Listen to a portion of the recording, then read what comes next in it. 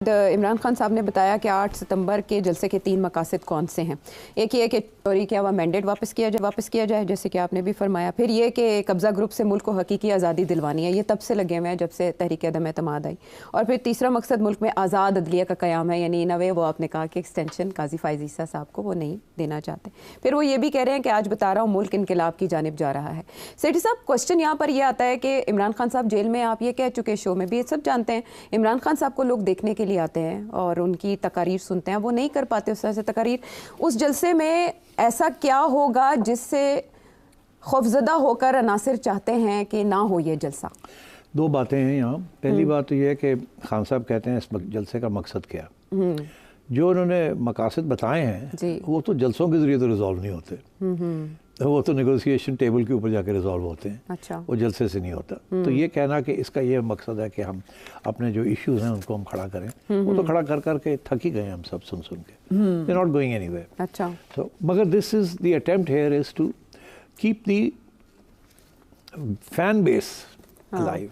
अच्छा। मायूसी ना हो पीटीआई के रैंक एंड फाइल के अंदर कैसी बैग हैं। हाँ। हम कुछ नहीं कर रहे, ऑल इज लॉस्ट, खान जो है इसकी पॉलिसी चल नहीं रही है। अच्छा। और हमारा सपोर्ट बेस कम होता जा रहा है।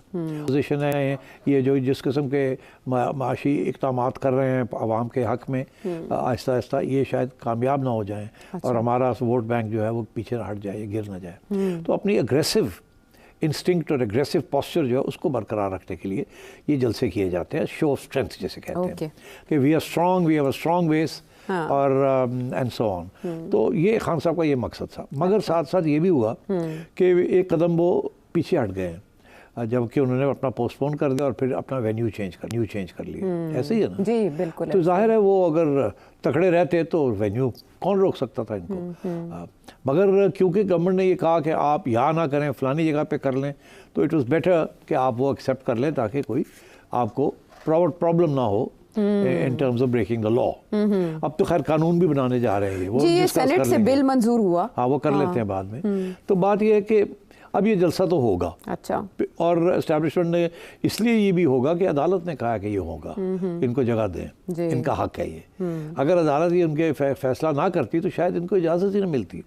मगर अब अदालत ने जो कह दिया है एडमिनिस्ट्रेशन को कि जलसा होगा, अगर इनका हक बनता है फ्रीडम ऑफ स्पीच, असेंबली, वाह वाह ब्ला ब्ला ब्ला ब्ला, तो अब उनको जगह तो देनी थी। उन्होंने जो एक्सक्यूज लिया था सिक्योरिटी का वगैरह का वो हो गया, तो अब they have to give them a safe place and protect them. अच्छा। तो वो अब इन्होंने दिया, इनको जगह दी है और ये कह रहे हैं हम वहाँ जा रहे हैं, ये जाएंगे। मेरा पहले दिन से ये मौक़िफ़ है कि अगर खान साहब इसको शो ऑफ स्ट्रेंथ करना चाह रहे हैं तो इस्टेब्लिशमेंट और गवर्नमेंट का ये मजबूरी होगी कि उसको शो ऑफ स्ट्रेंथ ना होने दें, जलसा भी हो और ना हो और शो ऑफ स्ट्रेंथ ना हो। अच्छा। तो जो हर किस्म की रुकावट क्रिएट की जाएगी जो कि वो कर सकते हैं। अच्छा। जिसके ऊपर कोई एतराज़ नहीं हो सकता कि आपने ये कंटेनर्स क्यों लगा दिए, आपने ये रास्ते क्यों बंद कर दिए। वो एडमिनिस्ट्रेशन का ऑलवेज से कि ट्रैफिक प्लान था, ये था, वो था, वगैरह वगैरह वगैरह। तो मेरा ख्याल है कि इतना बड़ा जलसा ये नहीं होगा। अच्छा। अगर खान साहब का ये ख्याल है कि लाख बंदा आ जाएगा, मेरा ख्याल है अगर 20,000 बंदा भी आ गया तो बहुत बड़ी गनीमत होगी। It will be a big achievement. अच्छा। So we have to wait and see. मगर सवाल आपका बड़ा वैलिड था कि खान साहब के बगैर जलसा कैसे होगा। अब अमीन गंडापुर को सुनने के लिए तो वो केपी के कुछ लोग तो सुन लेते हैं और पुलिस फोर्स निकाल लेती है लोगों को, और पार्टी भी स्ट्रांग है केपी में। मगर यहाँ तक लोगों को लाना, तो पिंडी के लोग तो कुछ आ ही जाएंगे, मगर रुकावटें होंगी उनके लिए।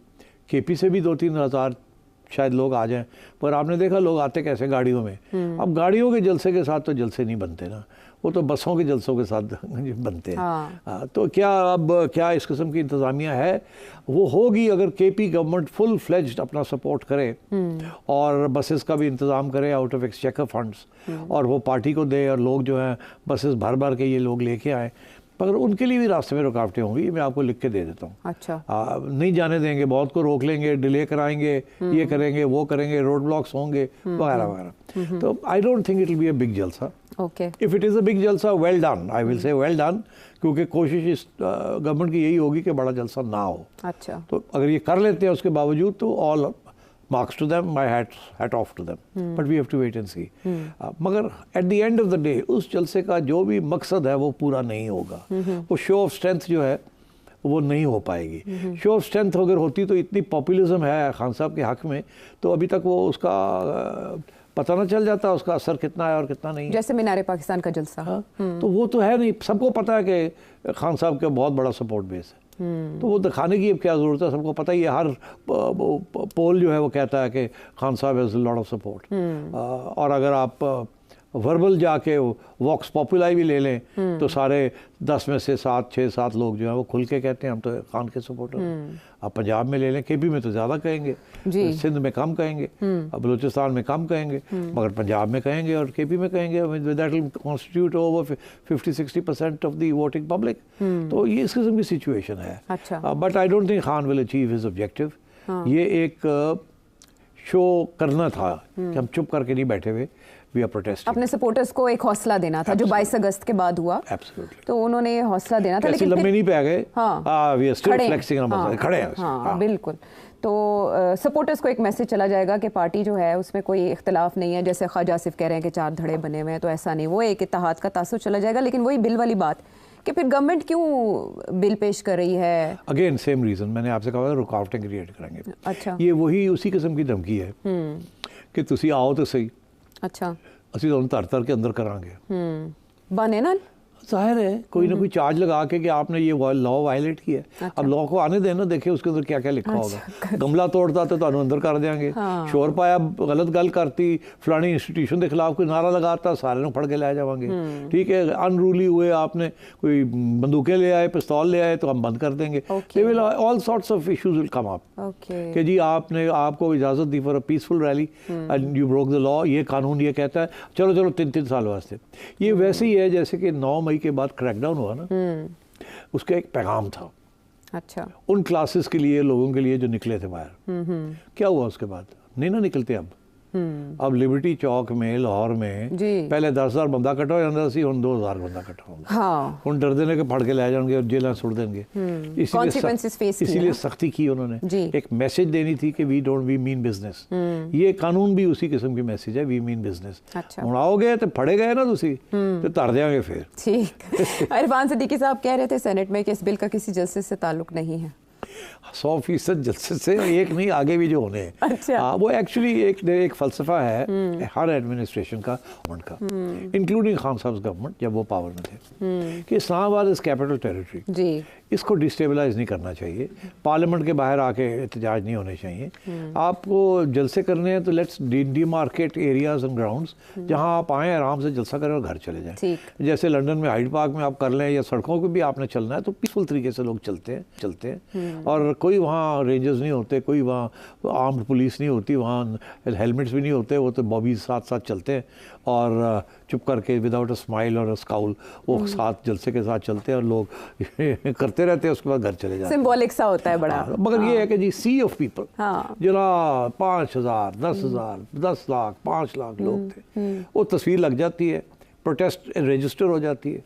और गवर्नमेंट कंटिन्यूज, तो अपनी वो उसके साथ पॉलिसी चेंज नहीं होती। पॉलिसी चेंज होती है अगर 20 दफ़ा उसी किस्म के जलसे हों और उनमें तशद्दुद का ख़तरा हो या वायलेंस प्रोटेस्ट का ख़तरा हो और दिन ब दिन बढ़ते जाएं, तो फिर वो 1-2 साल लगते हैं पॉलिसी चेंज करने में। जैसे वियतनाम की पॉलिसी चेंज करने में it took 2 or 3 years of protest across the globe. कि उस वक्त के जो अमेरिकन प्रेसिडेंट थे Lyndon Johnson, then he had to back off. तो ये वक्त लगता है। अवामी प्रोटेस्ट जो होती है वो एक जलसे के साथ पॉलिसी चेंज नहीं कर पाती। इट टेक्स मैनी जलसाज and many protests and bigger and bigger and bigger to register the anger and rage के अगेंस्ट अ पर्टिकुलर पॉलिसी। ठीक, मुस्तकिल पुश यानी चाहिए होता है उसको। ये एक के साथ काम नहीं चलता। अब बहरहाल पाकिस्तान तहरीक इंसाफ बलूचिस्तान के दीगर मामलात को लेकर भी जलसे जुलूस निकालने का इरादा रखती है। तहरीक तहफ़्फ़ुज़ आईन पाकिस्तान की तरफ से क्या मुतालबा सामने आया है, इस पर बात करेंगे एक ब्रेक के बाद।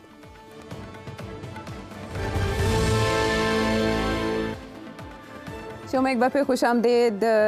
सिट साहब, तहरीक तहफ़्फ़ुज़ आईन पाकिस्तान, जिसमें पाकिस्तान तहरीक इंसाफ भी है हिस्सा, और असद कैसर साहब और लतीफ़ खोसर साहब अगर आके ये कहें कि हम पूरे मुल्क में निकल रहे हैं बलूचिस्तान की सिचुएशन को लेकर, अगर गवर्नमेंट सीरियसली लेती इस मामले को तो ये बड़ी ख़तरनाक बात होगी और गवर्नमेंट को चाहिए कि वो APC बुलाए। पाकिस्तान तहरीक इंसाफ अगर APC बुलाने की बात करती है, फिर स्पीकर अयाज सादिक साहब के चैम्बर में इस पर मुशावरत होती है, तो आपको ये सीरियस एफर्ट लग रही है और पाकिस्तान तहरीक इंसाफ इसका हिस्सा बन जाएगी सोल्यूशन का? डिफ़िकल्ट टू से। मेरा ख्याल है कि गवर्नमेंट जो है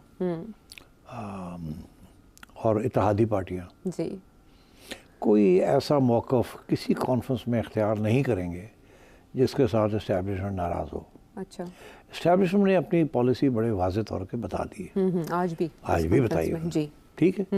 इसके ख़िलाफ़ जाना गवर्नमेंट के लिए या कोई ऐसी बात कर देना जिससे इस्टेब्लिशमेंट को शर्मिंदगी का बायस हो या इख्तलाफ हो जाए, वो गवर्नमेंट नहीं करेगी, उनकी इत्तेहादी पार्टियाँ नहीं करेंगी। अच्छा, अलबत्ता इंडिविजुअल्स जो हैं वो ज़रूर कुछ ना कोई बात करेंगे, स्पेशली PTI वाले।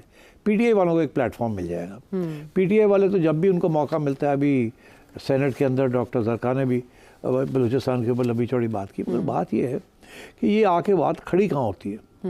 खड़ी यहाँ होती है करना क्या है, अब जी करना क्या आगे, वहाँ आके डेडलॉक हो जाता है।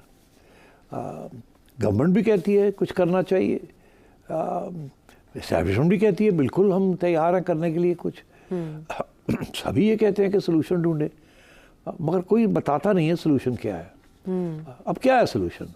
ये मैंने पिछले प्रोग्राम में इशारा किया था कि सोल्यूशंस जो भी है वो बड़ी मुश्किल हैं और उसके लिए प्री कंडीशंस होती हैं जो अभी एग्जिस्ट नहीं करती। मैं इससे ज़्यादा जाना नहीं चाहूँगा बिकॉज फिर वो काट देंगे।